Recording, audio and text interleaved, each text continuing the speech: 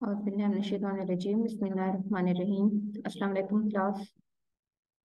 My name is doctor सारा वेद। मैं second year का हम लोग लेक्चर लेंगे। ठीक है, फार्माकोलॉजी हमने सब्जेक्ट पढ़ना है आप लोग मेरे साथ जो सेकंड ईयर के स्टूडेंट्स हैं। तो आज हम फर्स्ट चैप्टर स्टार्ट करेंगे फार्माकोलॉजी का। तो उसमें सबसे पहले है हमारे पास जो बेसिक है ना, वो है फंडामेंटल ऑफ फार्माकोलॉजी। ठीक है, कैटेगरी बी के स्टूडेंट्स के लिए।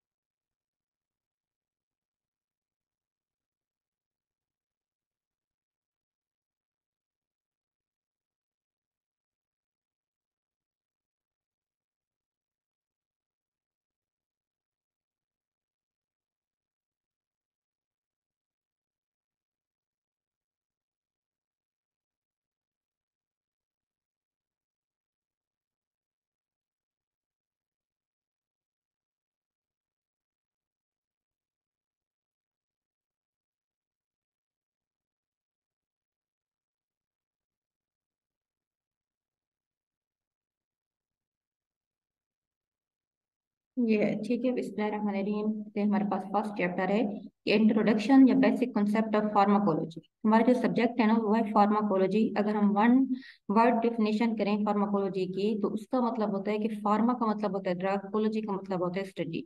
यानी कि फार्माकोलॉजी में हम ड्रग्स को स्टडी करते हैं तो हम उसको फार्माकोलॉजी कहते हैं।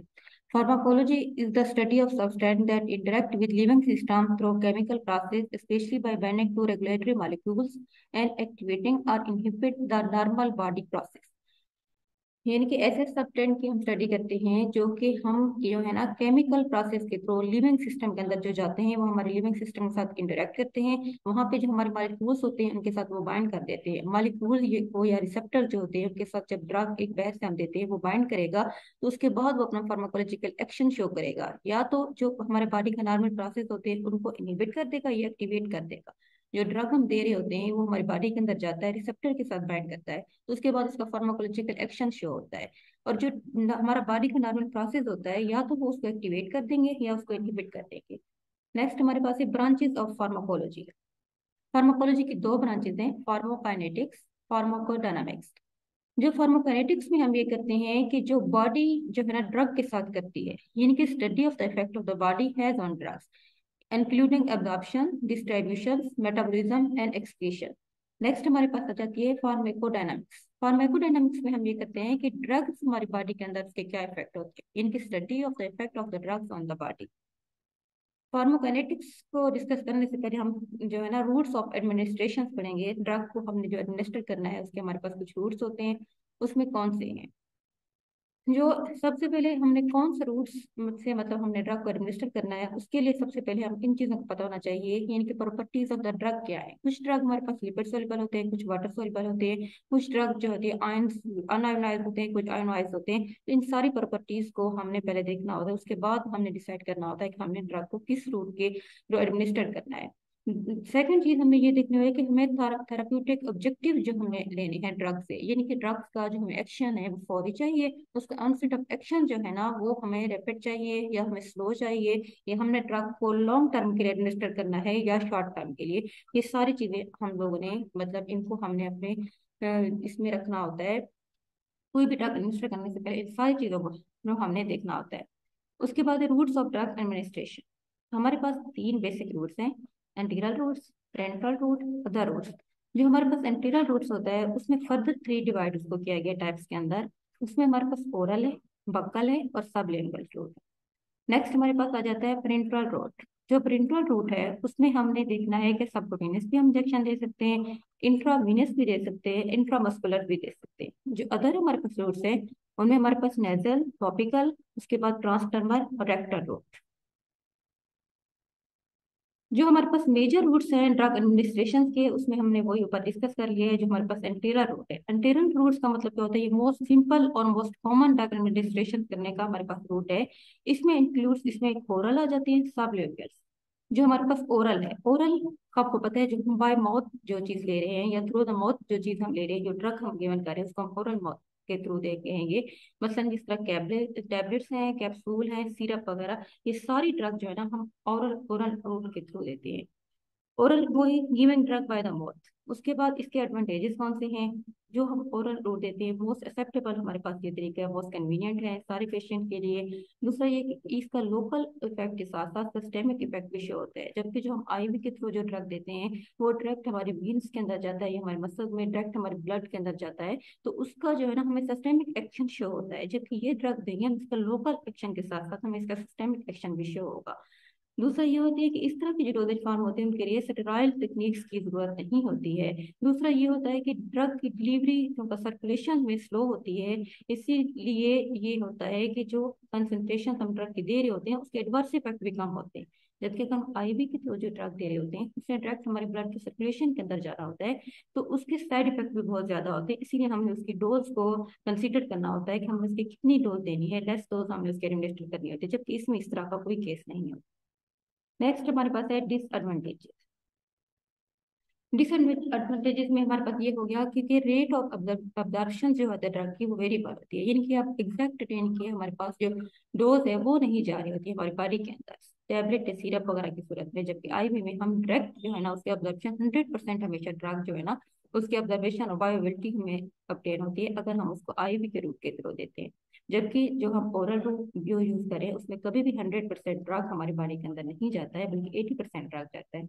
दूसरा ये होती है कि जो इरिटेशन होती है म्यूकोजल सरफेस के ऊपर भी हो सकती है। दूसरा ये होती है कि जो ड्रग जो होता है उस फर्स्ट पास इफेक्ट का मतलब होता है कि जो ड्रग है पहले स्टमक में जाएगा, स्टमक से आगे लीवर में मेटाबॉलिज्म वगैरह होती है। तो कुछ ड्रग ऐसे होते हैं जो साइट ऑफ एक्शन पे पहुंचने से पहले वो लीवर में ही मेटाबॉलाइज हो जाते हैं। तो वो मतलब अगर हमने 100% कोई ड्रग दिया है तो अगर वो 50% तो हमारे लीवर में डिस्ट्रॉय हो गया है तो तकरीबन 25% अदर साइड्स के ऊपर, तो साइट ऑफ एक्शन के ऊपर जस्ट 25% ड्रग पहुंचेगा।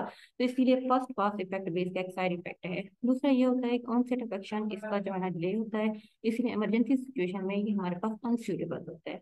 और कुछ ड्रग ऐसे होते हैं जो कि डिस्ट्रॉय हो जाते हैं, हमारे जो है ना मुख्तलिफ डाइजेस्टिव एंजाइम्स होते हैं जो हमारे लिवर के अंदर कुछ एंजाइम्स होते हैं, कुछ हमारे स्टमक्स में होते हैं। तो वो ड्रग जो एंजाइम्स जो होते हैं, तो ये ड्रग जो होते हैं उनके उधर ही उनको डिस्ट्रॉय कर देते हैं, तो साइड ऑफ एक्शन के ऊपर पहुंच ही नहीं सकते। इसीलिए ऐसे ड्रग हमें ओरल रूट के थ्रू कभी भी नहीं देने चाहिए। नेक्स्ट हमारे पास आ जाता है कि सबलिंगुअल। ठीक है, सबलिंगुअल रूट का मतलब होता है कोई भी ड्रग या कोई भी टेबलेट जो हम अंडर द टंग रखते हैं तो उसको हम सबलिंगुअल कहते हैं।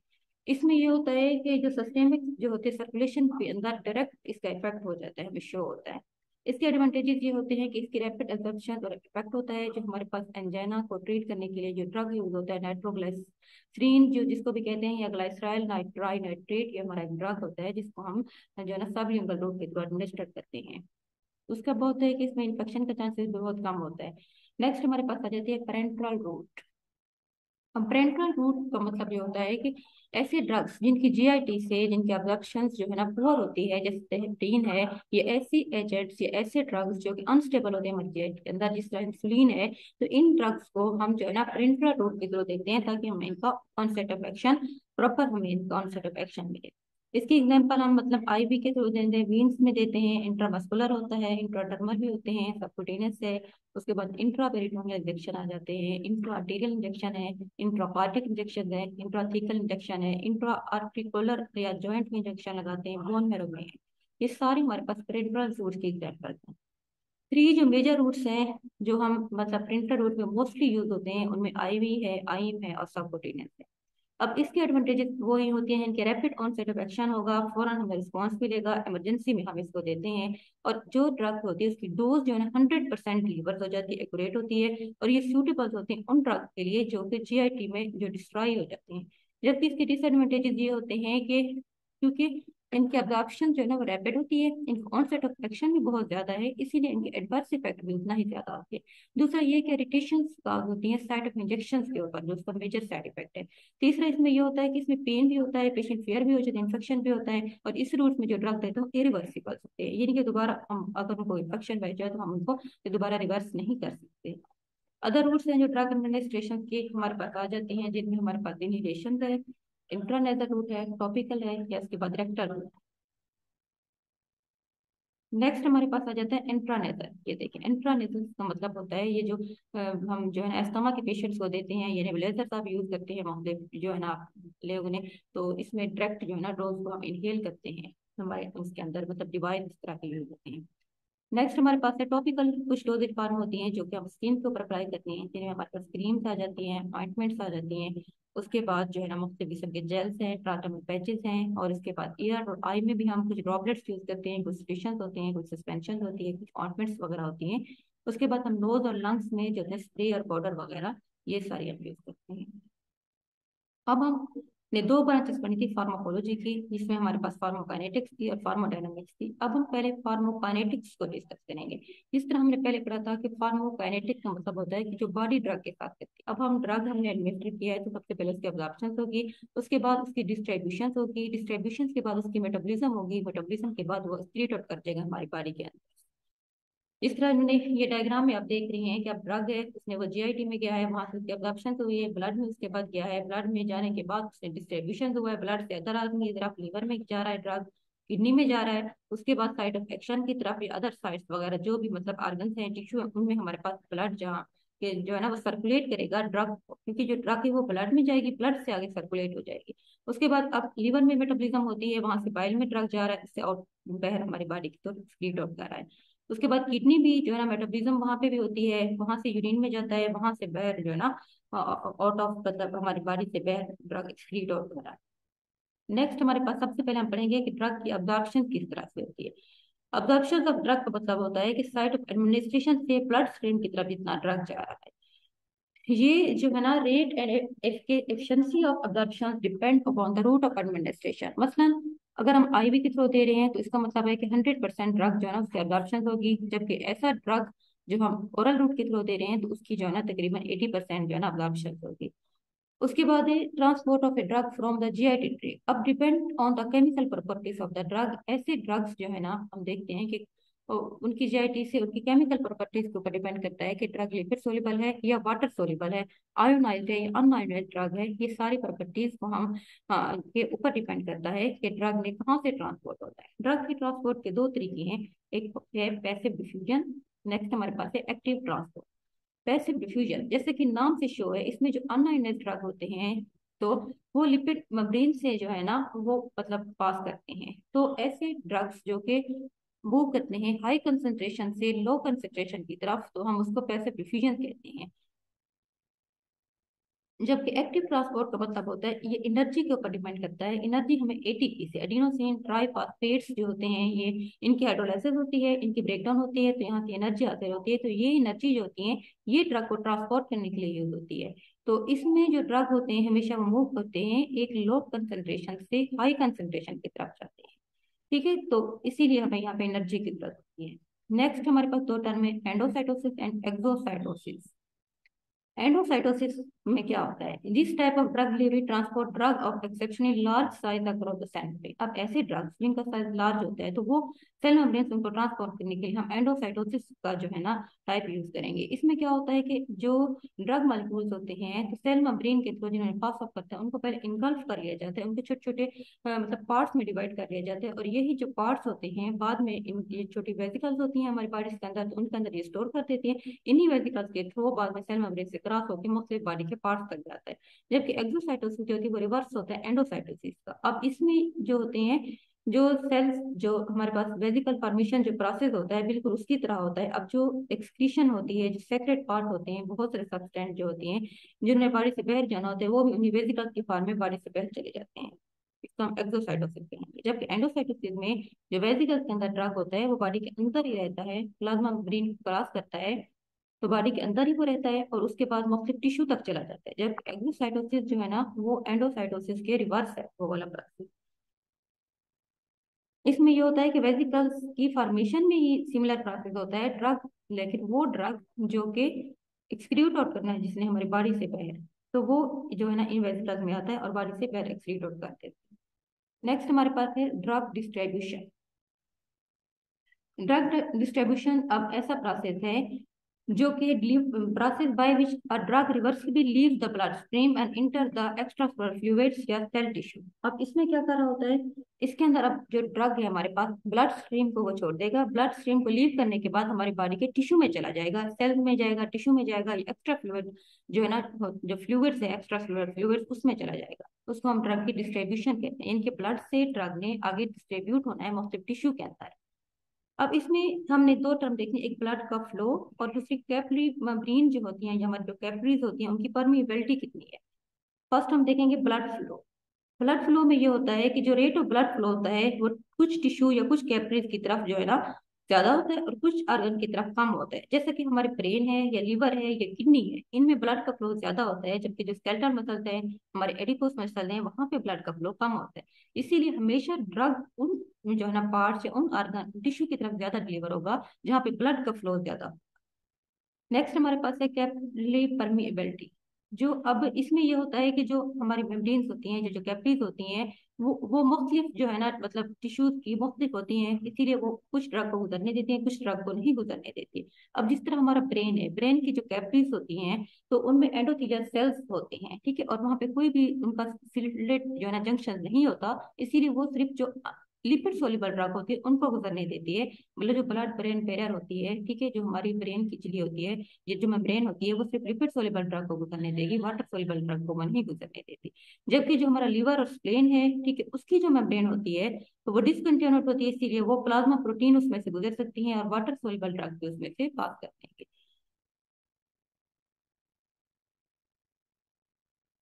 नेक्स्ट हमारे पास होते हैं कि binding of drug to plasma protein. अब जो ड्रग हम एडमिनिस्टर करते हैं हमारी बॉडी के अंदर जाता है तो हमारे वहां पर कुछ प्लाज्मा प्रोटीन्स होती है, उनके साथ बाइंड कर देता है, जिसमें अल्बुमिन हमारे पास है। नेक्स्ट हमारे पास है बॉन्ड। जो अब ड्रग जो होते हैं उसने जाके प्लाज्मा मेम्ब्रेन के साथ बाइंड कर देना है, इसके लिए जो बॉन्ड ड्रग्स होते हैं ना फार्माकोलॉजिकल इनएक्टिव होते हैं। हमेशा हमने ये बात रखनी है कि कौन सा ड्रग एक्टिव होगा जो कि एक्शन शो करेगा।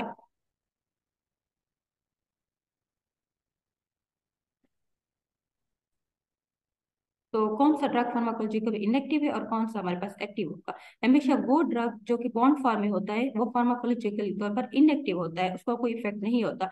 सिर्फ जो फ्री फॉर्म में ड्रग होता है ना वो अपने साइट ऑफ एक्शन की तरफ जाएगा, उसका फार्माकोलॉजिकल एक्शन होगा। नेक्स्ट हमारे पास है apparent volume of distribution. Apparent volume of distribution का मतलब होता है अब हमारी बॉडी के अंदर जो ड्रग है ना वो जितना प्लाज्मा के अंदर मौजूद है, जो वो वॉल्यूम होगा हम उसको अपेरेंट वॉल्यूम ऑफ डिस्ट्रीब्यूशन कहेंगे। यानी कि वॉल्यूम ऑफ डिस्ट्रीब्यूशन का मतलब होता है dose administer divided by plasma concentration of the drug. यानी कि जो ड्रग की डोज हमने एडमिनिस्टर की है जितना प्लाज्मा के अंदर जाएगी तो उसको हम वॉल्यूम ऑफ डिस्ट्रीब्यूशन कहते हैं, उसको डिवाइड कर देंगे।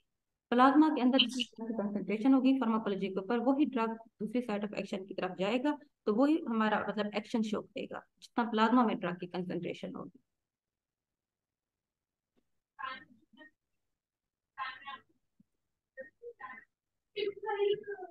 नेक्स्ट हमारे पास है ड्रग मेटाबॉलिज्म।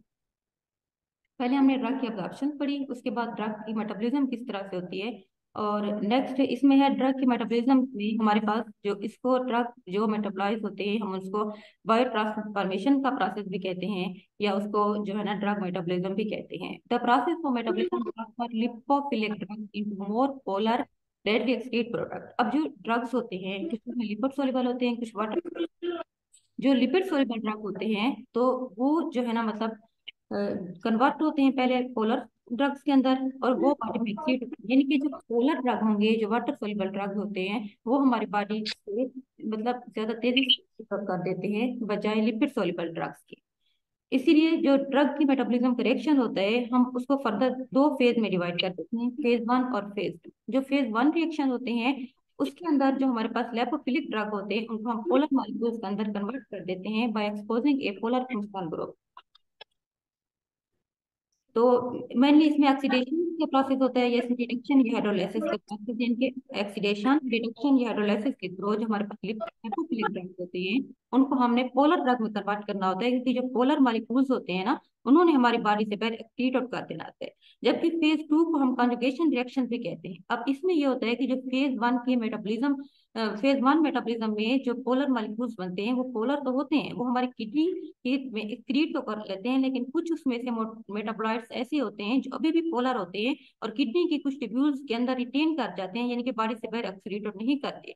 इसीलिए फिर फ्लू रिएक्शन में उन्हीं पोलर मॉलिक्यूल्स को हम जो है ना कॉन्जुगेट कर देते हैं मुख्तलिफ सबस्ट्रेट के साथ, जैसे कि सल्फ्यूरिक एसिड, एसिटिक एसिड या अमीनो एसिड के साथ। अब इनके साथ वो कॉन्जुगेट्स बना लेंगे, जिसके रिजल्ट में क्या होगा कि वो फर्दर मजीद पोलर वाटर सोल्यूबल कंपाउंड बन जाएंगे, और इस तरह ये सारे के सारे एक्सीड आउट कर जाएंगे हमारी किडनी में से।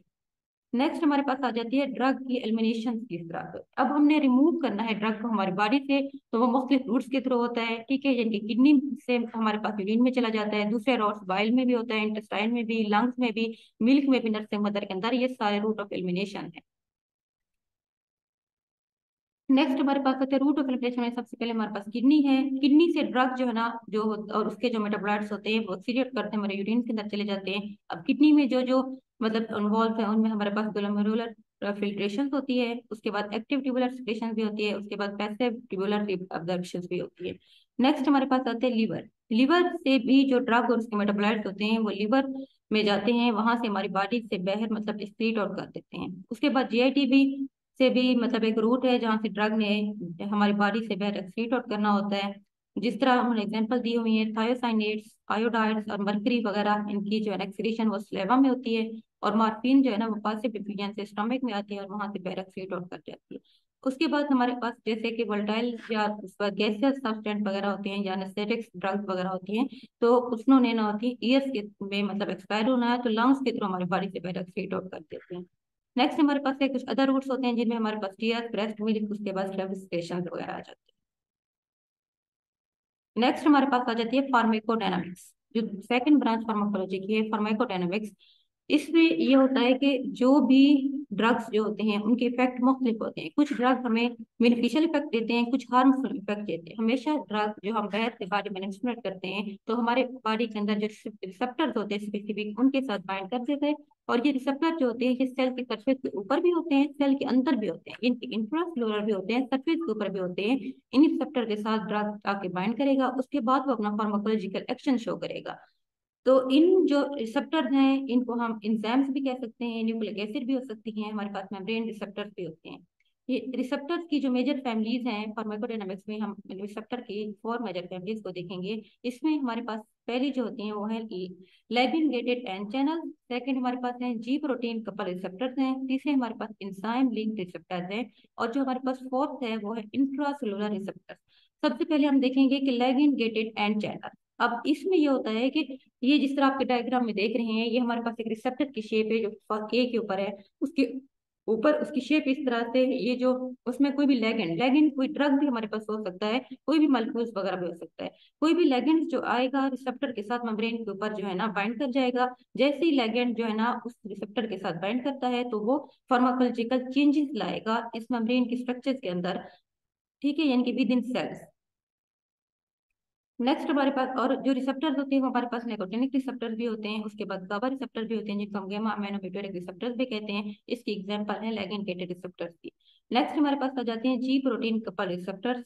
इसमें हमारे पास सेकंड जो फैमिली है वो जी प्रोटीन कपल रिसेप्टर्स की है। अब इसमें क्या होता है, ये भी जो जी प्रोटीन के जो फर्दर आगे 3 यूनिट्स हैं, अल्फा, बीटा और गामा सब यूनिट्स होती हैं।